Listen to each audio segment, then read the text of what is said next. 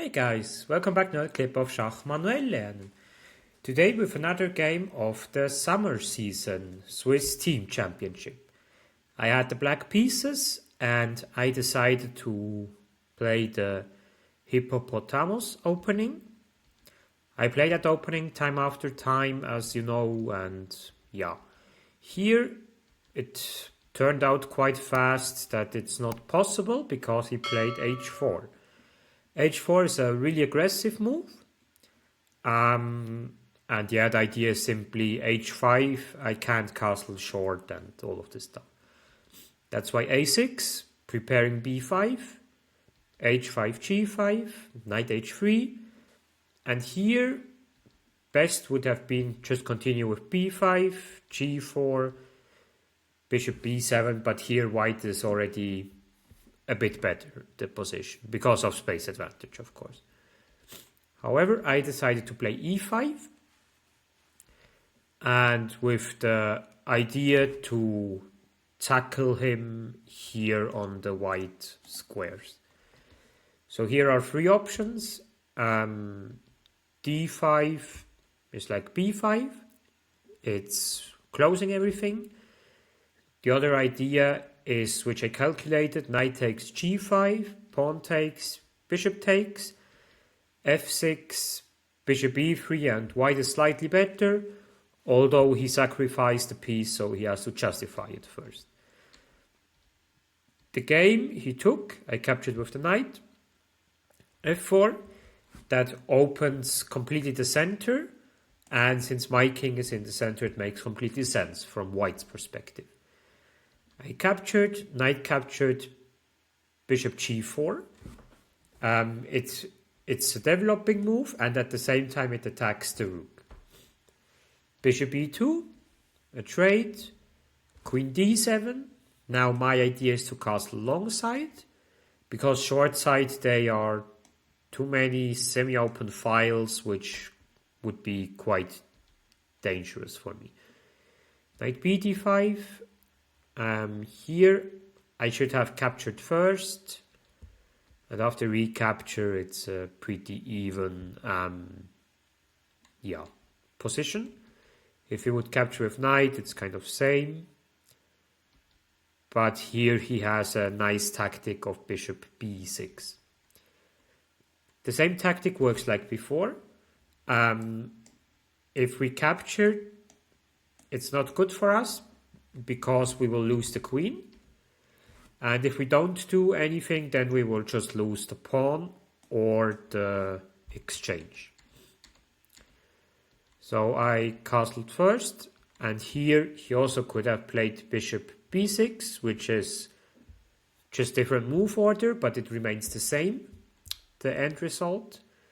And then here I can play c6, capture there, bishop b6, knight c4, and this kind of stuff. But it's better for white because he has an exchange up, although I'm quite active. However, he didn't play bishop b6, he played knight captures on e7. I recaptured, the other knight comes. Now I go there, and now bishop b6 is not working, because now we can simply capture, and there's no queen, which would be a part of the fork. So he played a natural move, rook on semi-open file, attacking this pawn here.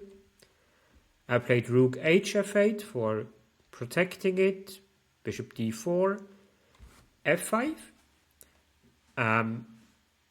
I played f5 here and not before. I will explain you why. In general, this is a weakness, so I will try to exchange that he has at the end a backward pawn. So here f5, let me check quickly. Yeah, like here f5 doesn't work because rook can capture, but here f5 works. It's just important after capturing that we not recapture with the rook, because otherwise rook captures, queen captures, and at the end we will still be in a fork.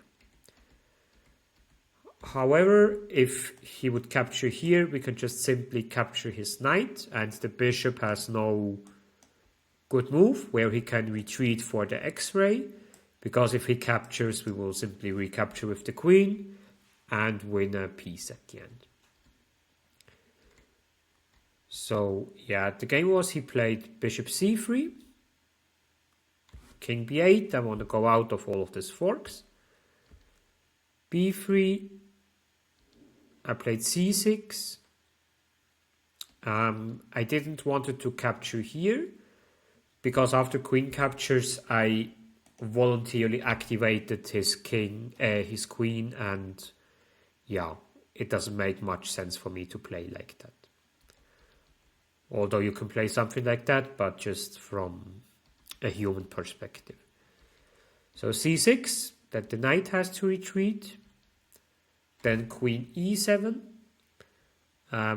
Here is not a fork, because we can capture here.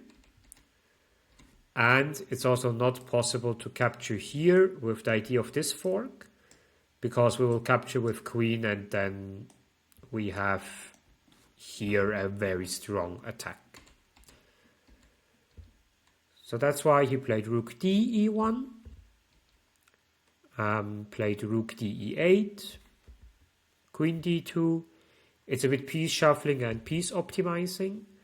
Now I captured. He captured d5.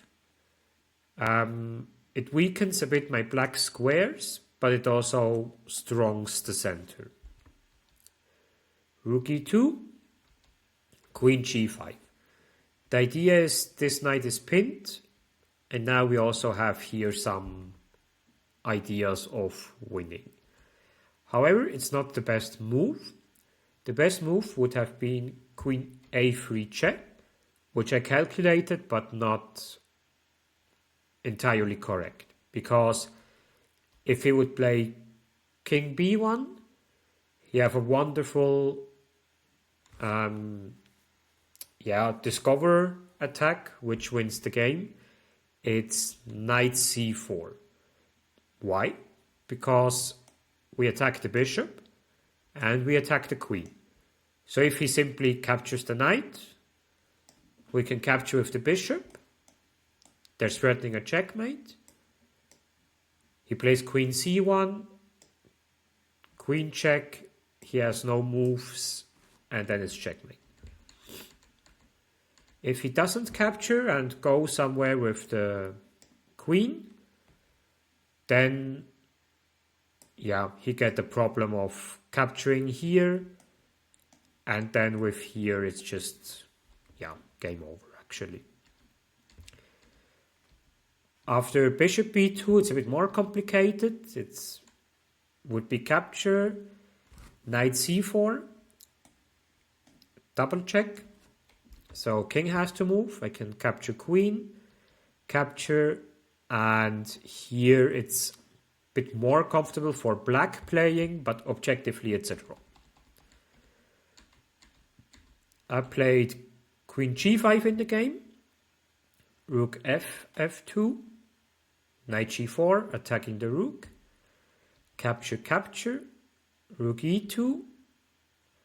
I captured there, and now we just trade off into a endgame.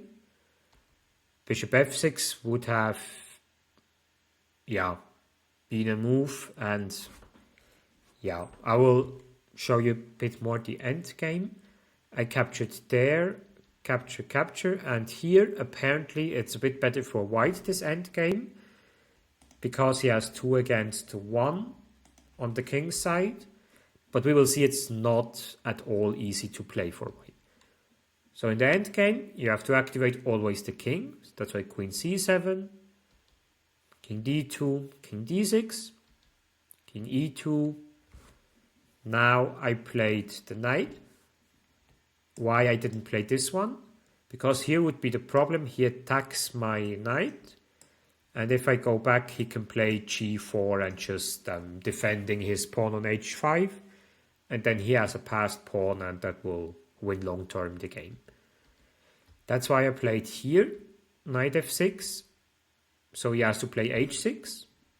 g4 I just captured. Now I played b5. Because if I would make a king move, I didn't like this maneuver of the knight. So b5. And now the move which decides the game, actually, it's king f3. Why is it wrong? White should go to the other side, like where the majority of the pawns are. It's not easy at all to see, and more or less impossible to calculate. Continuation would have been something like this. I just fast a bit forward. Because I'm binded to this pawn, and after this he will just run, so I can't capture the knight, and then it would be just a lost position. He played king f3, which let me alive and gives me a small advantage. So king e6, knight goes there, c5, because here would just be a fork. And c5, then knight there, I go there, knight f5, g4. Now, here it's really important to understand that I need to free one of my pieces, because if both are blocked, I can't do anything. The good thing is his knight is also a bit blocked, because he needs to protect this pawn, and now we need to find a way how to win this endgame. First important move is b4. Why b4? It stops these two pawns and fixes it on these squares. So he has less tempi, and in case he would move one of his pawns, I can simply capture it. King g4, he just waits. Knight e4, king goes there. Knight c3, the king waits a bit.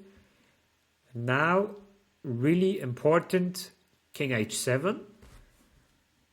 If we capture immediately, he has this fork here. We capture the pawn, he captures here, and then suddenly the knight can't join the game anymore. Because if he goes here, king goes and defends both squares. And here now the king is quite active from white. That's why I played first king h7.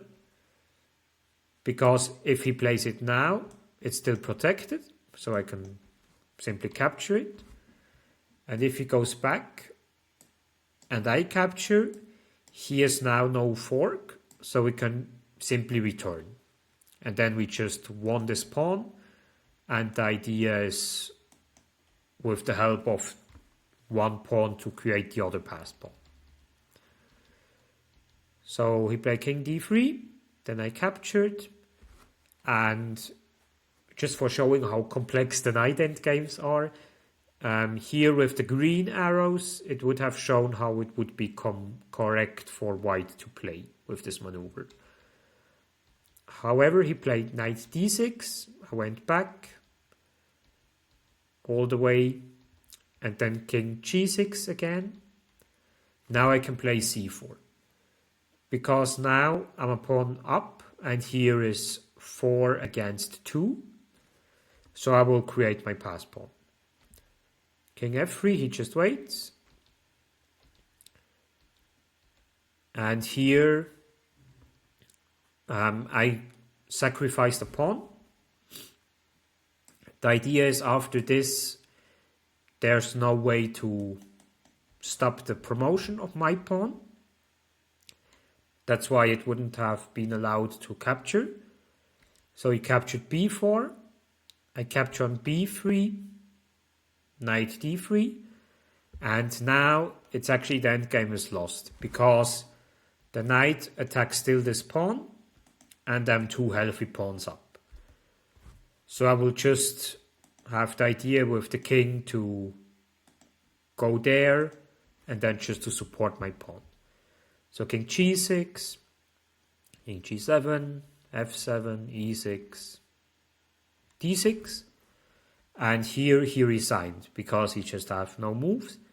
And even if he wins one pass pawn, it's still one because I will win his pawn and I'm still 2 pawns up. So the mistake in the endgame was a bit earlier than this. Yeah, it was here that he played king f3. And yeah, I was really happy I could manage to win this endgame. And it was also important for the team at the end. So yeah, we're getting in shape again for the upcoming challenges. And with this wonderful victory, I wish you a wonderful weekend, stay healthy, and see you soon.